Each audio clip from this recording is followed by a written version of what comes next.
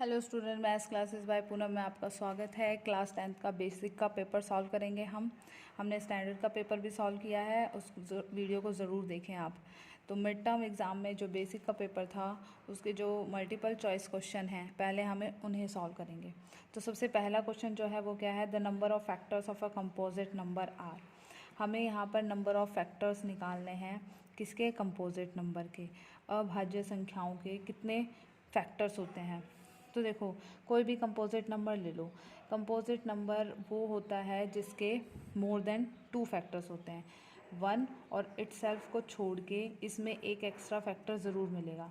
तो इसका ऑप्शन क्या है, सी है। इसकी डेफिनेशन से यही है, the ratio in which the line segment joining points this is divided by the x axis. एक लाइन सेगमेंट है ए 1 - 4 और बी 4 2 है। इसने बोला है कि एक्स एक्सिस उसे कट कर रहा है, एक्स एक्सिस कट कर रहा है तो एक्स एक्सिस पर वाई जो होता है वो 0 होता है। ठीक है, तो ये पॉइंट पी है जो इसे कट कर रहा है। इसने पूछा रेशो क्या है। मान लेते हैं ये इसे k:1 रेशो में डिवाइड कर रहा है। तो अब सेक्शन फॉर्मूला लगाएंगे।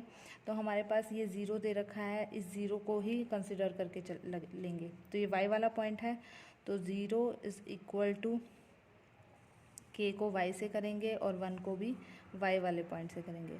तो 2k - 4 अपॉन में k + 1 और यहाँ y कोऑर्डिनेट क्या है, 0। तो ये पूरा उधर जाके 0 हो जाएगा। तो 2k - 4 क्या हो जाएगा, 0। तो 2k की वैल्यू क्या हो जाएगी, 4 और यहाँ से k की वैल्यू कितनी आ जाएगी, 4/2 दैट इज़ इक्वल टू 2/1। तो रेशो कितना हो गया हमारा, 2:1। तो हमारा बी ऑप्शन इसका करेक्ट आंसर है।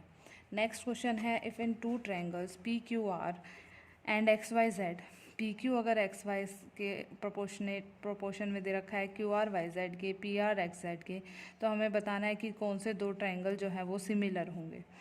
तो आप देखो यहीं से देखते हैं, PQ XY, QR YZ, PR XZ। तो यहाँ पर आपको ये देखना है कि किससे ये बन रहा है। अब देखो यहाँ QR किसके इक्वल है, ZX के इक्वल है। तो QR हमारा किसके इक्वल आना चाहिए, ZX के, पर वो नहीं आ रहा है यहाँ पर। यहाँ QR ZX के इक्वल आ रहा है। नेक्स्ट देखते हैं, उसके बाद जो हमारा QP है वो किसके इक्वल आना चाहिए, ZY, पर PQ किसके इक्वल आ रहा है, ZY के इक्वल नहीं आ रहा है। उसके नीचे XY है। ठीक है, तो ये भी ऑप्शन नहीं हुआ। इसका देखते हैं, PR किसके आ रहा है, XZ के। यहाँ से RQ किसके आ रहा है, RQ ZY के। और ऐसे ही PQ किसके आ रहा है, XY के। तो PQ/XY। तो इससे ये हमें प्रोपोर्शनैलिटी मिल रही है, तो हमारा ट्रायंगल ये सिमिलर है। ठीक है। नेक्स्ट क्वेश्चन है हमारा, if the shadow of a girl is at any instant is √3 times of her height, then the sum of inclined at an angle पूछा है, सन कौन से एंगल पर इंक्लाइंड होगा। मान लेते हैं एक लड़की खड़ी है, इसकी शेडो यहाँ पड़ेगी। ठीक है, तो ये हमारा P है और ये हमारा B है और हमें ये एंगल निकालना है। अब जो हमारा शेडो है गर्ल की वो कितना टाइम्स दे रखी है, मान लेते ये H है, तो ये √3 टाइम्स H है। तो हमें P/B पता है, P/B क्या होता है, टेंजेंट थीटा होता है। और यहाँ P कितना है, H, और B कितना है, √3H। H से H कैंसिल, 1/√3। तो टेंजेंट की वैल्यू 1/√3 कौन से एंगल पर आती है, हमारी आती है 30 डिग्री पर। तो थीटा कितना आ गया यहाँ से, 30 डिग्री। तो हमारा ऑप्शन नंबर 1 करेक्ट है। नेक्स्ट क्वेश्चन क्या है, if arithmetic mean of m+2 m+4 m+6 is 5 then the value of m। हमें पता है मीन का फॉर्मूला क्या होता है, जितने भी नंबर होते हैं उन सबको प्लस कर दो और जितने नंबर हैं उन नंबर से डिवाइड कर दो। तो कितने नंबर हैं, 1 2 3 4, 4 से डिवाइड कर दिया और किसके इक्वल दे रखा है, 5 के। तो इसको प्लस करेंगे, 1 2 3 4, 4m है, 2 + 4 6, 6 + 6 12, और ये उधर चला जाएगा, ये हो जाएगा 20। तो यहाँ से 4m आ गया, 20 - 12 दैट इज़ इक्वल टू 8। तो 4m जो है वो 8 के इक्वल आ गया। तो m 4 कट गया, m की वैल्यू कितनी आ गई, 2। तो m कितना आ गया हमारा, option number B। Next question जो है हमारा, क्वेश्चन नंबर 6 है। क्वेश्चन नंबर 6 में देखो क्या पूछा गया है।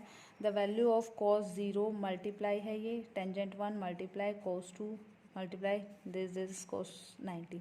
अब देखो हमें ये टेंजेंट 1 और cos 2 इनकी वैल्यूज़ नहीं पता है, पर हमें पता है cos 0 कितना होता है। cos 0 होता है 1 और cos 90 जो होता है वो होता है 0। अगर मल्टीप्लिकेशन में एक भी मल्टीप्लाई 0 हो गई तो सारा आंसर क्या हो जाता है 0। तो हमारा ऑप्शन क्या आ जाएगा 0। नेक्स्ट है if the zeros of the quadratic polynomial k x square minus x plus k are equal then the value of k. हम इसने बोला है कि अगर इसके शून्य बराबर हैं तो के की वैल्यू क्या होगी। तो आप क्या कर सकते हैं, एक तो ऑप्शन पुट कर सकते हैं या फिर आप क्या कर सकते हैं, मान लेते हैं अल्फ़ा बीटा इसके शून्यक हैं तो अल्फ़ा बीटा नहीं मानकर अल्फ़ा अल्फ़ा मानेंगे, क्योंकि दोनों बराबर हैं तो हमने अल्फ़ा ले लिया। तो एक्स की जगह पुट करेंगे alpha square minus alpha plus के इज इक्वल टू 0। यहाँ से अल्फ़ा कॉमन तो कितना आ जाएगा के अल्फ़ा माइनस 1 प्लस के इज इक्वल टू 0। तो यहाँ से हमारे पास क्या आ जाएगा, इसको जब हम सॉल्व करेंगे तो इसको हम बाय ऑप्शन से करेंगे। बाय ऑप्शन से देखना 0 पुट करेंगे तो के की वैल्यू अगर 0 है तो ये आ गया minus X is equal to 0। तो एक्स की वैल्यू कितनी आ रही है 0 आ रही है, ए की वैल्यू आ रही है। अगर हम इसको 1/2 पुट करते हैं, के की वैल्यू 1/2 है, x square minus x plus 1/2। इसका एलसीएम लेते हैं तो हमारा क्या आ जाएगा X square minus 2x plus 1 is equal to 0। तो ये फॉर्मूला किसका बन गया, x माइनस 1 का whole square is equal to 0। यानी हमारे जो रूट्स आ रहे हैं वो इक्वल आ रहे हैं, जीरोज जो है वो इक्वल है। तो ये हमारा सेटिस्फाई कर गया, तो हमारा आंसर क्या होगा बी होगा। हमारे सी का जो ऑप्शन होगा वो क्या होगा, क्वेश्चन नंबर 8 का ऑप्शन होगा 1/3। इसको हम बीपीटी थ्योरम से करेंगे सॉल्व। उसके बाद देखो क्वेश्चन नंबर 9 का जो होगा वो क्या होगा, a square and b square are two coprime numbers then a and b are. Two coprime number वो होते हैं जिनका HCF जो है वो 1 होता है। लेट करके चलते हैं, मान लेते हैं यहाँ पर 4 और 9 ले लेते हैं। ये किसका स्क्वायर है, 2 का स्क्वायर है और ये 3 का स्क्वायर है। इन दोनों का जो HCF है वो 1 है। तो क्या 2 और 3 का HCF क्या होगा, वो भी 1 होगा। तो 2 और 3 भी क्या होंगे, हमेशा को प्राइम होंगे। नेक्स्ट है, अगर किसी राइट एंगल ट्रायंगल में सी पर राइट एंगल ट्रायंगल है तो ए बी सी, साइन ए यहाँ पर है तो ए के लिए बेस ये बन गया, परपेंडिकुलर ये बन गया, हाइपोटेन्यूज ये बन गया। और ये होता है सार हर हर बोले सोना चांदी तोले। तो P/H, साइन ए की वैल्यू होती है P/H, यानी P की वैल्यू 8 और H की वैल्यू 17। P की वैल्यू 8 और H की वैल्यू क्या है 17 है। तो then value of sine B, तो साइन B कितना हो जाएगा। अब B के लिए ये हो गया हमारा बेस, ये हो गया हमारा परपेंडिकुलर और ये हो गया हमारा हाइपोटेन्यूज। तो साइन B क्या होगा P1/H1। P1 कितना है हमारा निकालना पड़ेगा और H1 कितना है नीचे 17। तो किसके नीचे 17 आ रहा है, इन दोनों के। पर हमारे जो यहाँ पर B1 8 है तो P1 तो 8 हो नहीं सकता, तो ये ऑप्शन हो गया। वैसे बाय पाइथागोरस थ्योरम से हम पहले निकालेंगे इसको। पाइथागोरस थ्योरम से h का square is equal to P square plus B square. H square कितना है 17 स्क्वायर, पी स्क्वायर है 8 स्क्वायर प्लस बी स्क्वायर। तो 289 माइनस 64 करेंगे तो बी स्क्वायर आ जाएगा, ये आ जाएगा 225 बी स्क्वायर। तो बी की वैल्यू आ गई 15। तो यहाँ से हमारी जो वैल्यू है ये आ गई हमारी 15 वैल्यू। तो यहाँ आ जाएगा 15/17। तो इसका आंसर क्या आ जाएगा 15/17।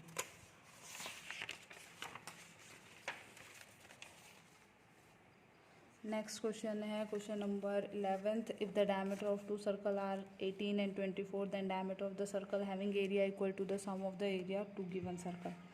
इसने बोला है एक सर्कल है जिसका डायमीटर प्लस दूसरा सर्कल जिसका डायमीटर किसके इक्वल है, तीसरे सर्कल के जिसका डायमीटर ये है और इनका एरिया इक्वल है। ठीक है, तो अब यहाँ से अगर D आपका 18 है तो R क्या हो जाएगा इसका आधा, तो R हो गया 9, R1, R2 कितना हो गया 12 हो गया, और इसके लिए मान लेते हैं R3। तो हमें ये दे रखा है pi R1 square plus pi R2 square is equal to pi R3 square. इन दोनों का एरिया का स्क्वायर तीसरे के एरिया के इक्वल है। तो पाई तो कैंसिल हो जाएगा तीनों में से, तो आ गया R1 square plus R2 square is equal to R3 का स्क्वायर। R1 कितना है 9 का स्क्वायर, R2 12 का स्क्वायर, तो R3 स्क्वायर निकालना है। ये जगह 81 plus 144 that is equal to 225। तो R3 हो जाएगा इसका root that is equal to 15। R3 की वैल्यू आ गई 15। पर मुझे डायमीटर निकालना है, तो डायमीटर जो होता है वो इसका डबल होता है, तो ये कितना हो जाएगा 15 into 2 that is equal to 30। तो हमारा जो ऑप्शन होगा वो क्या होगा 30। इसके बाद है क्लास मार्क निकालना। क्लास इंटरवल वर्ग अंतराल क्या होता है, इन दोनों के बीच का डिफरेंस, जो कि कितना होता है 20। 28 में से 12 माइनस करेंगे तो हमारे पास क्या आ जाएगा 20। तो वर्ग अंतराल क्या होता है इसका, इन दोनों का सम बाय में 2, जो हम xi निकालते हैं। तो 28 plus 12/2 40/2 that is equal to 20।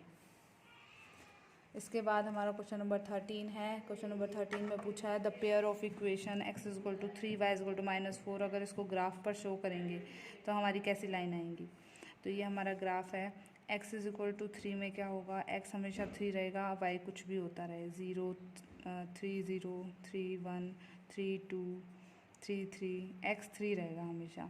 तो इसका कैसे बनेगा 3 0, ये हो जाएगी हमारी x वाली line, x is equal to 3 वाली, और y इज इक्वल टू -4 वाली लाइन हमारी इस तरह से आएगी, y इज इक्वल टू -4। तो ये हमारे जो है इंटरसेक्शन पॉइंट होंगे। तो ये हमारा क्या होगा, x की वैल्यू 3 और y की वैल्यू -4। तो ये हमारा आंसर आएगा।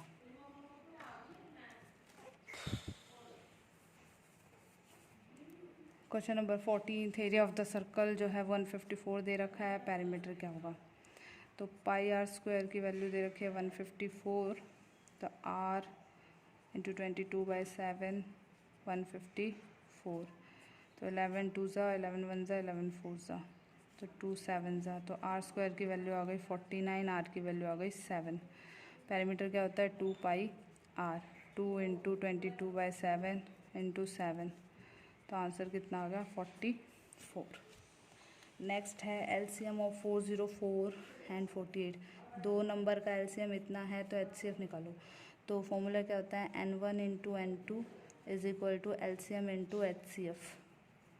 तो ये हो गया 404 इंटू 48, एलसीएम दे रखा है मुझे 4848 और एचसीएफ निकालना है। तो एचसीएफ की वैल्यू क्या आ जाएगी 404 इंटू 48 अपॉन में 4848, ये कैंसिल हो जाएगा 101 और ये 4, तो आंसर कितना आ गया हमारा 4 आ गया। 16th क्वेश्चन है if the equation this and this represent coincident line then the value of K. Coincident line मतलब क्या होता है, संपाती रेखाएं। संपाती रेखाओं की जो कंडीशन होती है वो होती है a1/a2 is equal to b1/b2 is equal to c1/c2। तो यहाँ से a1x plus b1y is equal to c1, a2x plus b2y is equal to c2। तो a1 कितना आ गया 3 आ गया, a2 कितना आ गया 9, b1 -2, b2 k, c1 7 और c2 21। तो इसमें पुट कर देंगे 3/9 इज इक्वल टू -2/k, ये कट जाएगा 3 से क्रॉस मल्टीप्लाई, तो k की वैल्यू आ जाएगी -6। इस तरह से हम इस क्वेश्चन को सॉल्व करेंगे। फिर है हमारा 17th question the mean of the 6 number is 16। 6 number का मीन 16 है। तो हमारा फॉर्मूला क्या होता है कि मीन जो होता है सम बाय नंबर ऑफ ऑब्जर्वेशन होता है।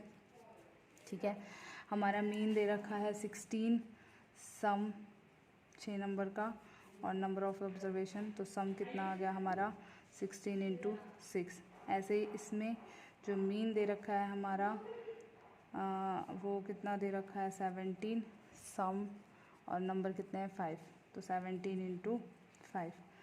तो एक इसमें से रिमूव किया गया है, तो हम 16 माइनस 6 में से इसके मीन को माइनस कर देंगे तो हमारा आंसर आ जाएगा कि कौन सा नंबर हटा है। तो ये आ गया 96 minus 85 that is equal to 11। तो ये हमारा आंसर है। -4 is the zero of this polynomial then the value of k। अगर -4 इसकी ज़ीरो है तो इसको सेटिस्फाई करेगी, यानी x की जगह हम क्या पुट कर देंगे -4,